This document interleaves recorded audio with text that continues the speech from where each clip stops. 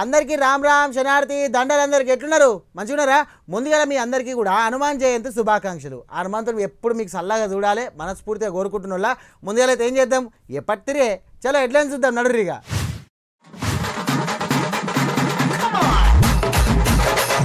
నీటి పరీక్ష అయింది రద్దు, నికార్సైన పిండ్లగాను నెత్తి మీద పడ్డదో మొద్దు.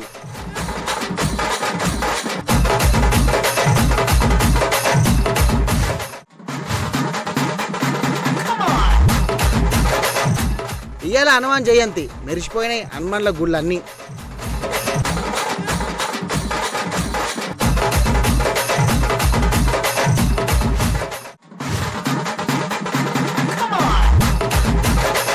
కావాలన్నట డబుల్ బెడ్రూమ్ ఇండ్లు, పట్టుకుందంట ఇండ్ల కోసం సార్ల కాళ్ళు.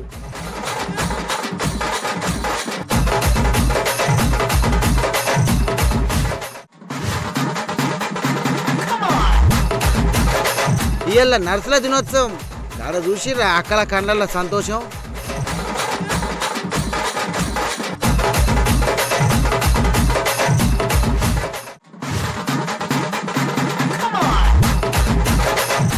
డ్రైవర్కి అయిన తనులు, పోలీసులతోటి వీళ్ళకు అయిన తిప్పలు.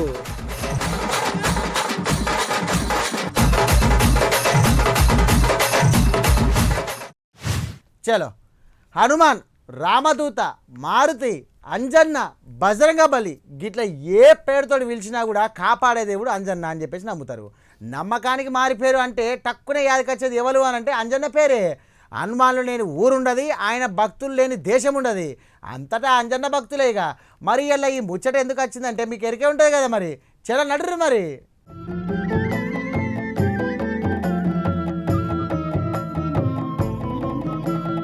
ఏ ఊళ్ళో చూసినా వీళ్ళంతా హనుమాన్ జయంతి సంబరాలే. ఏడికి పోయినా ఏ గుడికి పోయినా హనుమాన్ జయంతి సంబరాలే. పో సాములంతా మాలలేసుర్రు. అలా సంబరం అయితే ఇంకింత చిన్నగా లేదు. చిన్న జయంతి కాదు ఇది, హనుమాన్ పెద్ద జయంతి అలా. ఇల్లు వాకిలి ఊరు వాడ పట్నం అంతా సంబరాలయ్యల్లా. కొండగట్ట అంజన్న తానైతే చిన్నగా లేవి అలా పూజలు భక్తుల సందళ్ళు.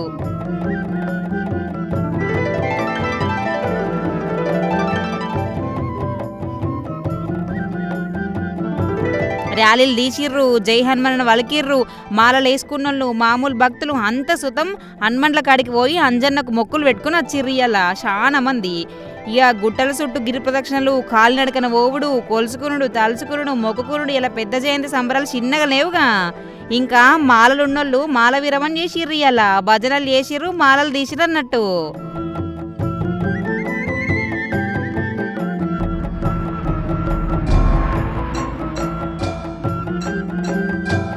ఇళ్ళైతే భక్తులతోటి కొండగట్ట నిండినట్టు కనిపించింది.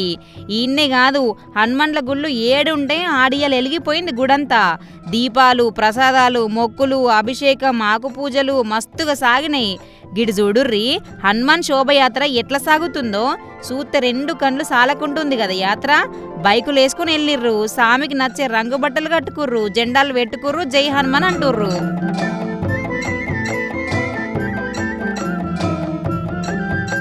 ఆటపాటలు, కీర్తనలు, భజనలతోటి ఎలా ఊరేగింపులు జోరు మీద సాగినాయి. ఊరు లేదు, పట్నం లేదు, అన్నింటికాడి ఎలా పెద్ద హనుమాన్ జయంతి సంబరాలే. పొద్దుగా లేచి చూడంగానే కాషాయ జెండాలు కనిపించినాయి. కానీ అవి కమలం పార్టీ వాళ్ళే కాదులా, హనుమాన్ జయంతికి అంజన్న జెండాలు. ఇయ్యలా దోస్తుగాళ్ళు 7 ఉన్నా సరే హనుమాన్ శోభయాత్రలు మాత్రం కలిసిర్రు.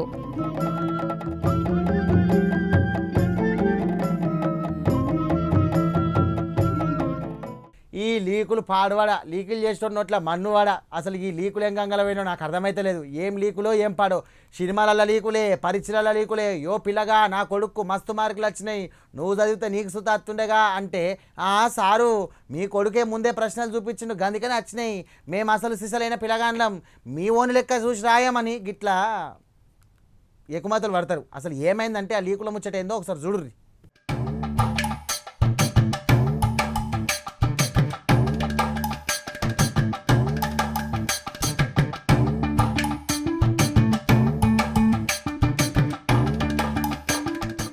రైట్, నీటి పరీక్ష ముచ్చట మనది. ఈ పరీక్ష పేపర్ లీక్ అయిందనే ముచ్చట వచ్చిన కాడ నుంచి పెద్దగానే అయింది రచ్చ. గందుకే దీన్ని రద్దు చేసి పారేసిరు పెద్దసార్లు. ఈ నీట్ పరీక్ష కథ చూస్తే సినిమా స్క్రిప్ట్ కంటే ఘోరంగా ఉందుల్లా. పాపం ఆ పిల్లగండ్లు పొద్దుగా లేచిన కాడ నుంచి ఆ ఫిజిక్స్లు కెమిస్ట్రీలు చదివి బుర్రలు పాడి వేసుకుని వచ్చి పరీక్ష రాస్తే పరీక్ష రద్దు చేసే.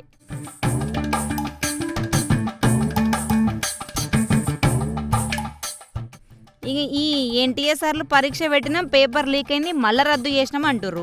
ఈ ఆటతోటి చూసి రాసిన వాళ్ళకు చక్కగైంది కానీ పాపం చూడకుండా రాసిన నికార్సైన పిల్లగండ్లకు జర ఉతకతనే. పేపర్ మంచిగా వచ్చింది, అన్ని రాసే వచ్చినాం అనుకున్న ఈ ముచ్చట ఇన్నాక తలకాయలు పట్టుకురు కావచ్చు. ఇక రాజస్థాన్లో పేపర్ లీక్ అయిందని తెలిసే వరకు మే 3న పెట్టిన పరీక్షను రద్దు చేసి పారేసారు సార్లు.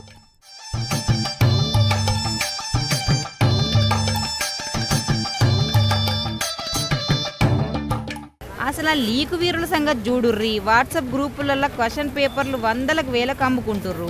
ముక్కలేమో రాజస్థాన్లో దొరికినాయి, పులుసేమో దేశమంతా వాకిందన్నట్టు లక్షల రూపాయలు ఓసి కొనుక్కున్న వాళ్ళందరికీ పెదవలిగి రక్తం వచ్చినంత పనైంది. పాప మా కట్టపడి చదివిన పిల్లగొండ్లకేమో అబ్బా మళ్ళీ ఎగ్జామ్ రాయాలని ఆయన అని నెత్తినోరు కొట్టుకొని లీకులు చేసిన వాళ్ళని పొట్టు తిట్టుకుంటుర్రు.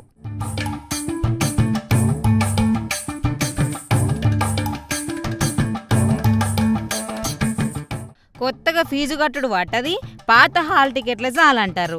అరే ఫీజు సంగతి పక్కన పెట్టుర్రి, ఆ చదివిన చదువు మళ్ళీ గుర్తు తెచ్చుకోవాలంటే ఎంత కట్టమో తెలుసా సార్లు. మళ్ళీ మీరు ఎప్పుడు పరీక్ష డేట్ పెడతారో అని రోజు మళ్ళీ వైలు పట్టుకొని కూర్చోవాలి. ఇప్పుడు ఈ కేసు పెద్ద సార్లకు పోయిందట. పోలీసులు వచ్చి విందు భోజనం పెడతారు అన్నట్టు ఆ లీక్ చేసిన వాళ్ళని లోపలేసి కుమ్మితే తప్ప ఈ గోల తగ్గేటట్లేదుల్లా. మొత్తం మీద డాక్టర్లు అయిదాం అనుకున్న వాళ్ళంతా డ్రైవర్ తీరు నచ్చని మహిళా ప్రయాణికురాలు లెక్క ఆవేశం వచ్చినట్టు చేసిర్రు. ఈ గోల ఎప్పుడు తగ్గుద్దో, ఆ రీ ఎగ్జామ్ ముచ్చట ఎప్పుడు తేలుతుందో అంజన సామికే తెలవాలిగా.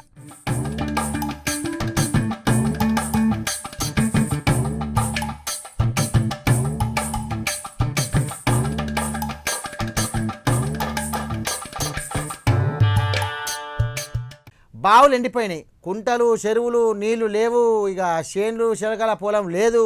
ఓ పిల్లగా గా నల్ల ఎందుకు తిప్పుతానవురా, బందివెట్టు కడిగిందే కడుగుడు, నీళ్ళు వేసి వేయకుర్రి, ఎండాకాలం జర తక్కువ వాడుకుంటే ఏం పాయే. అబ్బబ్బబ్బబ్బబ్బా వేసిన మోటార్ వేసినట్టే.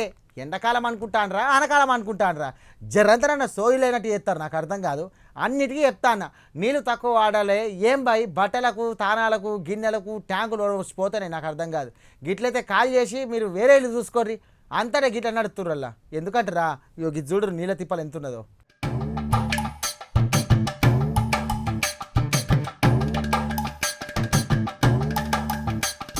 దమ్మడ దిమ్మడ బోర్లు వేయొద్దు. 7 జిల్లాలల్లో 258 ఊళ్ళల్లో ఇక బోర్లు వేయొద్దు. కొన్నదులు బంద్ పెట్టాలి. వ్యవసాయానికి ఇంకా దేనికైనా బోర్లు వేయొద్దని ఆర్డర్ వేసింది సర్కారు. శ్రీకాకుళం, ప్రకాశం, కర్నూలు, చిత్తూరు, అనంతపురం, కడప, సత్యసాయి జిల్లాల ఇక నుంచి బోర్లే వేయొద్దన్నట్టు. ఇక ఆల్మోస్ట్ రాయలసీమలనే ఎక్కువ అనుకోండి. ఎండాకాలం వచ్చిందంటే నీళ్లకు మస్తు తక్లీఫ్ అవుతుంది. మరి మనిషికి సపరేట్గా చెప్పుడేంది, తిప్పలు తెచ్చుకునేది, ముందే ఎండలకు తక్లీఫ్ ఉంటుంది. అసలుంటిది బోర్లు ఎత్తే ఎట్లా అని చెప్పి సర్కారు బోర్లకు బ్రేక్ వేసింది అన్నట్టు.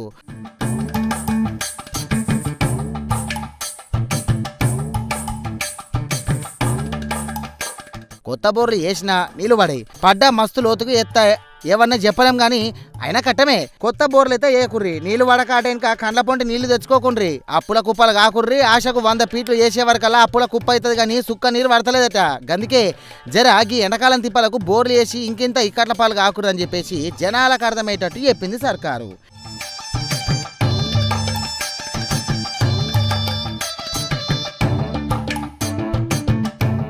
ఇట మచ్చినట్టు వేసుకుంటూ పోతే ఉన్నాయి సూత ఎండిపోతాయి కావచ్చు అంటాన్రు. ఊళ్ళే మంచినీళ్ళ కోసం అయితే కొత్త బోర్లు వేయచ్చు కానీ వ్యవసాయం కోసం వేయొద్దన్నట్టు. అయినా ఇగింత జర కట్టమే ఉందోళ్ళ. ఏం తిప్పలో ఏమో, రాయలసీమన కాదుగా ఏడ చూసినా గిదే తిప్పలు కాబట్టి. ఎండాకాలం బావులు ఎండిపోయా, ఈ తాప ఎక్కువ ఆనలు పడే అని వాతావరణ శాఖలు ఎప్పనే పట్టే. ఇక మరి రైతు వ్యవసాయం ఎట్లా చేస్తాడో, మరి ఎట్లా పంట పండిస్తాడో, మనమేం తింటామో పొండ్రిగా కథ సాలగుండా.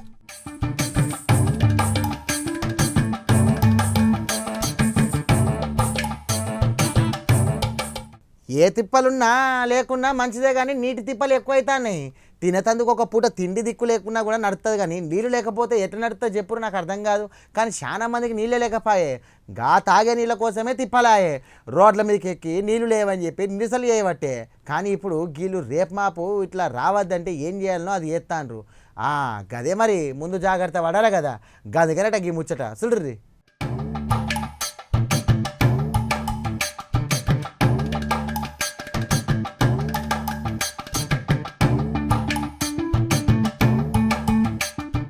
కూకట్పల్లి షేర్లింగంపల్లి అంటే గవేవో హైటెక్ ఏరియాలని అందరం అనుకుంటాం కదా, కన్నడ కొన్ని ముచ్చట్లు ఊతే మతి పోతుందిలా. పాపిరెడ్డి నగర్ కాలనీలా నీళ్ళదంద ఎత్తురని మస్తు బాధపడుతుర్రు అడుండేటోళ్ళు. రేపు మాపు ఇట్లే ఉంటే ఇది ఏరియా కాదు ఎడారైతుంది అంటారు. అయితే ఈ పాపిరెడ్డి నగర్లో కొందరు లీడర్లు నీళ్ళే కదా గాలి లెక్క ఫ్రీగా దొరుకుతుంది అనుకుని ఇట్ట మార్చినట్టు వాటర్ ప్లాంట్లు పెడుతుర్రట. ఒకప్పుడు 300-350 వేస్తే పడే వాటర్ ఇప్పుడు 1300 ఫీట్లు వేసినా గానీ వాటర్ పడితే నమ్మకం లేకుండా అయిపోయింది. నిరంతరం గత 13 సంవత్సరాల నుంచి నిరంతరం రాత్రి పగలు భూగర్భ జలాలు మొత్తం తోడేసి ఫిల్టర్ చేసి మొత్తం కమర్షియల్ గా బయటకు అమ్ముతున్నారు. దయచేసి ఈ కమర్షియల్ వాటర్ ప్లాంట్లను తక్షణమే పాపిరెడ్డి నగర్లో బంద్ చేయవలసిందిగా మేము కోరుతున్నాం.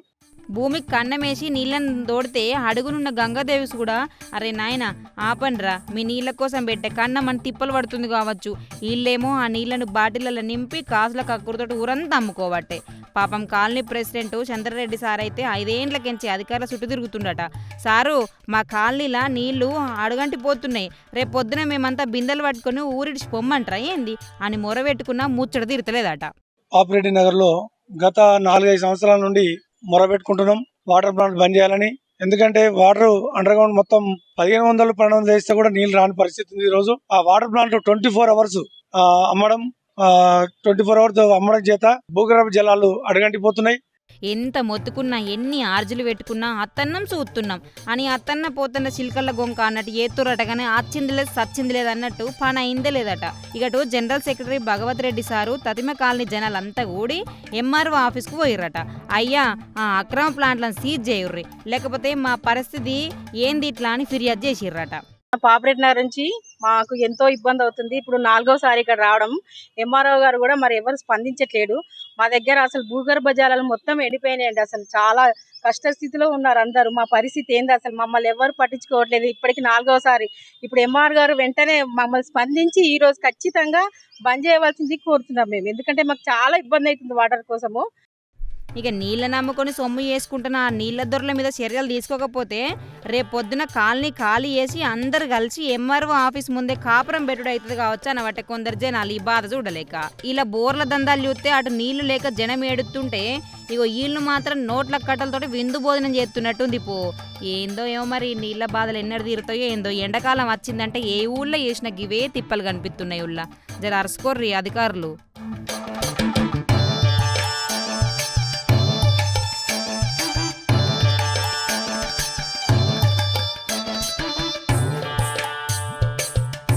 చిన్న ముచ్చట అయినా సరే కొట్టుకునుడు తిట్టుకునుడు దాకా పోతాండ్రు చాలా మంది. అరే చిన్న ముచ్చటగా ఎందుకు కొట్టుకున్నాడు అంటే ఇంటలే రియల్ రేపు లేదు మేము కొట్టుకుంటాం తిట్టుకుంటాం చంపుకుంటాం అని అంటాండ్రు.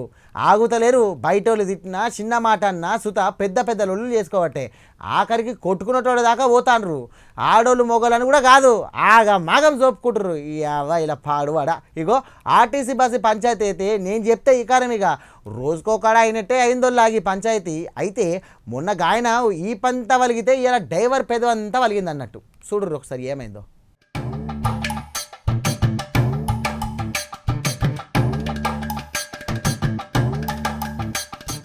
గీ పరిగిలైన ముచ్చటింటే నవ్వన్నో ఏడవన్నో అర్థం కాదు. గీ నడుమ మనుషులకు మర్యాద కంటే మస్తు ఆవేశం ఎక్కువైనట్టుంది. చీటికి మాటికి చిర్రు బుర్రులు ఆడుతుర్రు. ఆడోళ్ళంతేనాయా మొగోళ్ళంతేనాయా. అరే ఏదన్నా చిన్న ముచ్చటుంటే జరంతా ఊకోవాలి, లేకపోతే ఈనినట్టు పోవాలి. గంతేగాని కొట్టుకునుడు తిట్టుకునుడు ఇరగమరగ జోపుకునుడు ఎందుల్లా.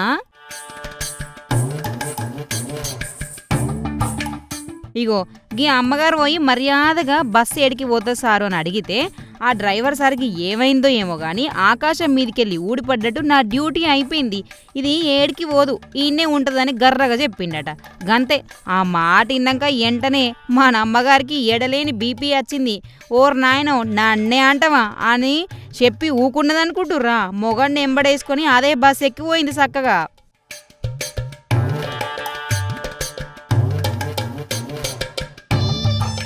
పోయింది సపరేట్గా పోయి పోవాల్సిన బస్ ఎక్కక మళ్ళా ఆడసొత్తం పంచాయతీ పెట్టి డ్రైవర్ సార్కు దమ్కి ఇచ్చి దమ్మన ఓటేసింది మూతి మీద. పాపం ఆ డ్రైవర్ సాబ్ పెదవులకి రక్తంగా అరవట్టే. డ్యూటీ అయిపోయిందని బస్సు దిగి ఇంటికి పోదామంటే డిపోలో అప్పచెప్పి పోదాం అనుకున్నాడు కానీ రక్తంగా అరవట్టే గిట్లా. ఇక ఇప్పుడు పోలీసులు ఎంట్రీ ఇచ్చి రండి నాయనా మీకు స్టేషన్లో విందు భోజనం పెడతాం అని ఆ దంపతులను తీసుకుపోయినట్టున్నారు. మరి ఇంతకేమైంది డ్రైవర్ అన్న జర చెప్పు, నీ పెదవెట్లా వలిగిందో. నేను పరిగి డిపోలో పనిచేస్తా. నేను నిన్న యాదగిరి పోయి హైదరాబాద్ పోయి యాదగిరి పోయి పండుకొని పొద్దున్న మళ్ళీ హైదరాబాద్ వచ్చి మళ్ళీ పరిగి వచ్చి ఇన్కమింగ్ అయ్యి ప్యాసింజర్ దిగుతుంటే ఒక కింద ఉన్న వ్యక్తి వచ్చి బస్సు ఎక్కడ పోతుందని అడిగితే ఎక్కడ పోతావు డ్యూటీ అయిపోయింది అని చెప్పాను కూడా ఇష్టం వచ్చినట్లు మాట్లాడి డిపోలో నాకు అందరు తెలుసు నీ డ్యూటీ ఎట్లా చేస్తావు చూస్తా నీ ఇష్టం వచ్చినట్లు మాట్లాడుతున్నావు అది అంటా కానీ లోపల డిపోలోకి వచ్చి నాకు ఇక్కడ పెద్ద పైన గుద్దిండు. అతని భార్య అంటే ఆమె కూడా చెంపల పైన కొట్టింది. ఇష్టం వచ్చినట్లు మాట్లాడుతారు అందరూ డిపోలో అందరు ఉండగానే కొట్టింది. అడిగినోడు అడిగిండు, చెప్పినోడు చెప్పిండు. కానీ ఆ దెబ్బే ఎందుకో కొంచెం గట్టిగా తాకే వరకు పోలీస్ సారుల దాకా పాయ పంచాయతీ. అంటే బస్సు నడిపే అన్న పెదవుకు నొప్పి, ఆ దంపతులు పోలీసుల తిప్పలు అన్నట్టుంది కథ. మరి గందుకే నోరు మంచిదైతే ఊరు మంచిదవుతుంది అంటారు. అయినా ఆమె అడిగినప్పుడు ఈయన మంచిగా ఆన్సర్ చెప్పిన మంచిగుండు కదా. పోని పట్టు డ్యూటీ చేసి జరంత కోపంలో ఉన్నట్టుండు ఆటకు వచ్చిండు కావచ్చని ఈమె సపరేట్గా పోయినా మంచిగుండు కదా. పోయి పంచాయతీలు పెట్టుకొని ముఖం మీద గుద్దుకూడేందేమో పో.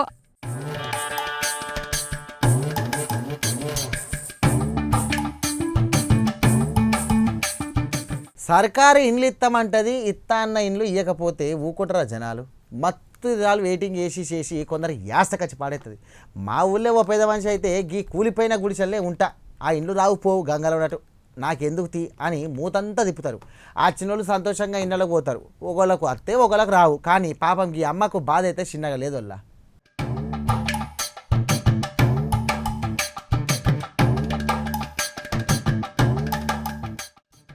ఓర్ నాయనో మళ్ళా మేడ్చల్ కలెక్టరేట్ ముంగట ముచ్చట చూస్తే బీత్తరమైనంత పని అవుతుంది, మనసులో కలుక్కుమంటుంది. కానీ అధికారుల తీరు చూస్తే మాత్రం సర్రన కోపం నశలానికి ఎక్కుతుంది కావచ్చు. కానీ ఈ డబుల్ బెడ్రూమ్ ఇళ్ళ ముచ్చటనే అది. ఈ ఇండ్ల గురించి వింటే ఒక వింత లోకం అదికత్తాంది. ఎన్ఎఫ్సి నగర్లో ఉండే ఈ వికలాంగురాలు 17 ఏళ్ల సంది కిరాయి ఇంట్లో వండుకుంటా సొంత ఇల్లు వస్తుందని చెప్పేసి కండు కాయలు కాసేటి ఎదురు చూస్తుందంట.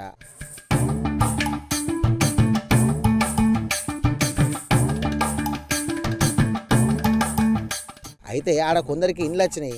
ఫస్ట్ లిస్ట్లో పేరు రాగానే అబ్బో నాకు ఇల్లు వచ్చిందని చెప్పి సంబరపడ్డదట. కానీ మన పెద్దసార్లు ఏదో మాయ చేసిర్రు మంత్రం వేసిర్రు అన్నట్టు ఏడ్చుకుంటూ చెప్పబట్టకి అమ్మ సారు నా పేరు వచ్చింది కదా ఏమైంది అని అడిగిందట. అయ్యో అమ్మ నీ పేరు లిస్ట్లో వచ్చింది కానీ లాటరీలో ఎగిరి పీకింది అన్నారట.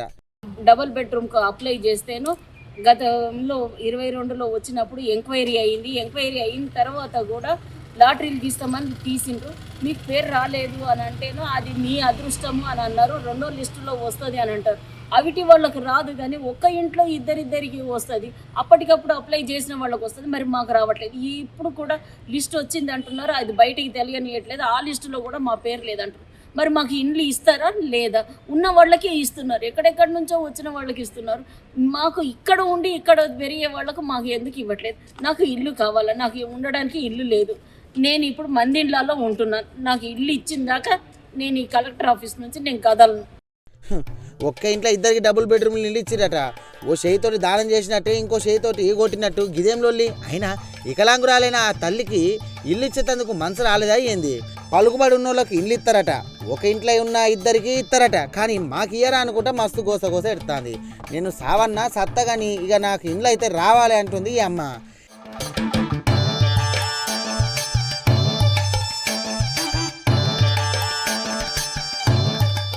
ఇలా లాటరీ ఏందో ఏమో నాకు అర్థమవుతలేదు. ఇలా న్యాయమైందో కానీ మీరు చేయబట్టి ఆ సర్కార్ పెద్ద సార్లకు చెడ్డ పేరు వస్తుంది. ఈ అమ్మ ఇసిగిపోయి కలెక్టరేట్ ముందు కూర్చొని అధికారులకు నాకు ఇల్లు ఇచ్చేదాకా నేను గదిలా అంటుంది. 17 ఏళ్ల సంది ఓపిక పట్టిన మా పానము ఇవాళ ఆగ్రహంతో దీక్షకు దిగేంత పనాయే. పాపం ఆఫీసర్లకు కొలువుకి వచ్చేదాకా పడ్డ కట్టము ఇక వచ్చినాక అసంటోళ్లకు పేదోళ్లకు గుడి మీద పెట్టరు. గందుకే అంటారు కావచ్చు ఉన్నోడికి ఉన్నన్ని రూల్స్ లేనోడికి లేనని తిప్పాలని. మరి ఇకనన్నా కలెక్టర్ సార్ కనికరించి ఆ మాయ లాటరీని సరి చేస్తారో లేదో చూడాలి.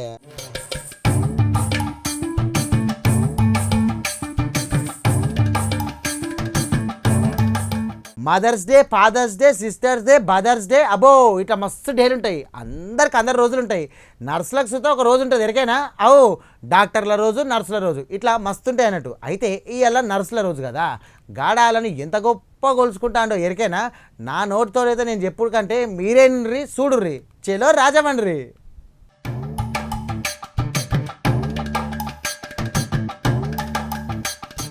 మదర్స్ డే నాడు అమ్మలు గొలుసుకున్నట్టు నర్సుల డే నాడు నర్సులను గొలుసుకోవాలి కదా. అట్లనే రాజమండ్రి జీజీహెచ్ల సుత వేసిరు అన్నట్టు. ఈ ముచ్చటింటే బాగా అనిపిస్తుంది. ఎమ్మెల్యే సార్ వచ్చి నర్సులు దేవతలు వాళ్ళు లేకుంటే లోకం వెళ్ళేదని ఒకటే ఓడింది అన్నట్టు. రాజమండ్రి ఇలా నర్సుల పండుగలకు వేసిరు అన్నట్టు. ఎమ్మెల్యే సార్ వచ్చి ఆ ఫ్లోరెన్స్ నైటింగేల్ విగ్రహానికి తెరిచి ఇక నర్సమ్మలు లేకపోతే రోగులకు దిక్కేదని పెద్ద పెద్ద మాటలు చెప్పిండిగా.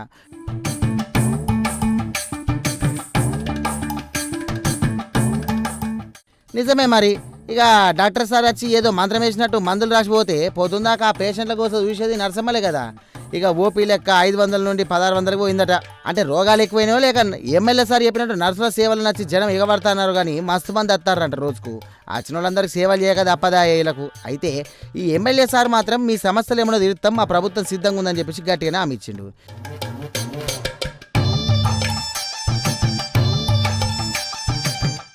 ఈ మాటలు ఇన్న నర్సమ్మలు అబ్బో మా కష్టాలు తీరినట్టే అని చెప్పి సంబరపడబట్టే. అయితే ఇట్లా స్టేజ్ల మీద దండలేసి సన్మానాలు చేసినప్పుడు అందరు నర్సులు దేవతలు అంటారు. కానీ తీరా హాస్పిటల్లో సౌకర్యాలు లేకపోయినా, జీతాలు రాకపోయినా పట్టించుకోకుండా మాత్రం అందరూ మోహన్ సాటేస్తారు అన్నట్టు. విగ్రహం పెట్టినంత ఈజీగా అలా కష్టాలు తీర్చేస్తే మస్తు ఉంటుందని చెప్పేసి కొందరు అనుకోబెట్టే.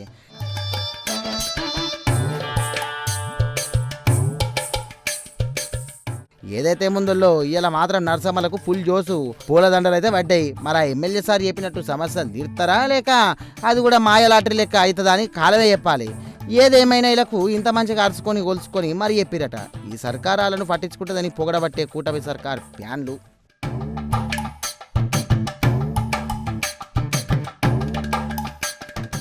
పోరగాన్లు అదే పని, పెద్దలు అదే పని. తినద్దన్నా తింటారు, తాగద్దన్నా తాగుతారు. మందు తాగకుర్రి, పొగ తాగకుర్రి అని చెప్పేసి ఎంత చెప్పినా కూడా వినరు. ఇక మందు ముట్టద్దు, పొగ ముట్టద్దు అంటారు కానీ యాడింటారు చెప్పుర్రి. యాడ చెవిన పెడతారు, పెట్టి గంగల పోరు. ఈ ఇండ్లు కానీ గంగల పోను కానీ ఇక పక్కకు పెట్టినా కూడా, ఇవన్నీ పక్కకు పెట్టినా కూడా ఇంకొక ముచ్చట కూడా ఉంది. ఏంది? డ్రగ్స్, గంజాయి. అబ్బో కథ చిన్నగా లేదోళ్ళ. నా నోటితో ఎప్పుడు ఎందుకు కానీ చూడుర్రి.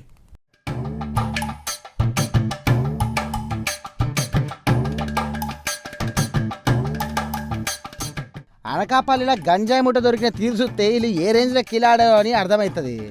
ఎస్పీ తహున్ సింహా సారు ఇక గట్టిగానే నజరేసిండి. సారి గిడ కూర్చున్న దొంగ పడవేగాళ్ళు గంజాయిని ఢిల్లీకి పంపాలని స్కెచ్ చేసి ఒక స్కూటీ మారుతి సియాస్ కార్లా లోడ్ వేసిపోతాండ్రు. ఆయనతో పొంగ పోలీసులు చూడంగానే మేము ఏం తప్పు చేయలేదన్నట్టు తప్పించుకునేందుకు చూసిరు కానీ ఇలా బిత్తిరి సూపులకు పోలీసులకు డౌట్ వచ్చేసరికి చూస్తే మొత్తం గంజాయి పో.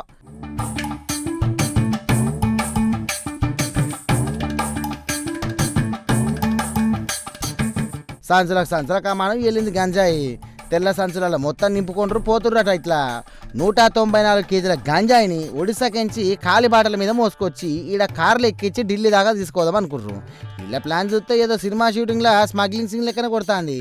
ఇదంతా 90 లక్షల విలువ ఉంటుందట. మరి అంటే 3 లక్షల తక్కువ కానీ ₹1,00,00,000.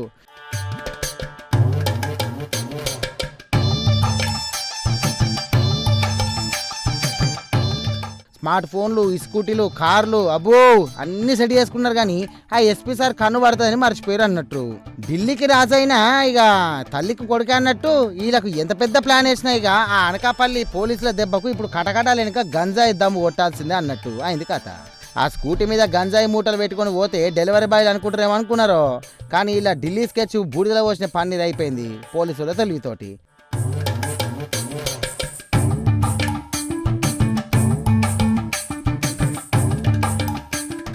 అయినా కిలో గంజాయి ₹9,500 ఢిల్లీ స్మగ్లర్లతో అగ్రిమెంట్లు, స్కూటీలతో పైలటింగ్. అబ్బో ఇలా సెటప్ చూస్తే ఏదో మల్టీనేషనల్ కంపెనీ నడుపుతున్నట్టున్నది. ఇక అట్టనే బిల్డప్ ఇచ్చిర్రు. మరి ఆ మెయిన్ లీడర్ పేరు నాయుడు ఉన్నాడు చూడు, ఆయన మీద ఇదివరకే 6 కేసులు ఉన్నాయట. అయినా సరే తగ్గేది లేదని ఏడోపారు కూడా గంజాయి బండి ఎక్కించింది అన్నట్టు. ఇన్ని కేసులు ఉన్నాక కూడా ఆయన గంజాయి మీద ఉన్న ప్రేమ చూస్తా అంటే ముచ్చట అనిపిస్తుంది అలా కదా. ఇక కార్ డ్రైవరు, స్కూటీ మీద దారి చూపెట్టే పైలట్ అందరు కలిసి ఢిల్లీకి పార్సల్ పంపిద్దామని స్కెచ్ చేసిరు కానీ పాపం వీళ్ళకు ఢిల్లీ అలవా తిందామనుకుంటే అనకాపల్లి పోలీసులు వచ్చి జైలు గంజి రెడీ చేసినంత పని చేసిర్రు.